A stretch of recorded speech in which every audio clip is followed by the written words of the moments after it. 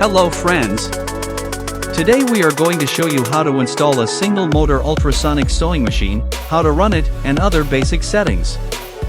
At first, this is how a 5 fingers exports ultrasonic sewing machine looks.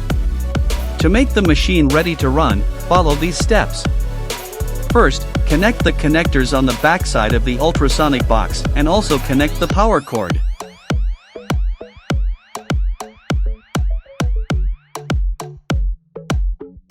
Then connect the air tube to the FRL unit. Turn the power switch on and press the test button to make sure the ultrasonic box is working properly. After confirming, press both pedals to make sure the machine is working. After that, try with a rough material to make sure the sealing is working properly. You can adjust the speed of the machine by turning the knob on the ultrasonic box. Now we are showing how to change the sealing die according to your sealing purpose. First, loosen the 2 Allen bolts and push the ring outside to remove the current die.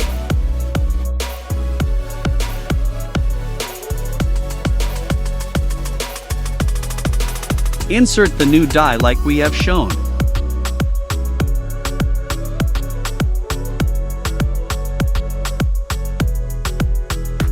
Adjust the angle of a die using an Allen key. Once you fix the angle of the die, tighten both Allen bolts. Now the machine is ready to use. If you want to change the height of the sealing die according to your sealing purpose, simply adjust it on the top of the machine like we have shown. After adjusting the height, try again with a rough material and check whether the sealing is working.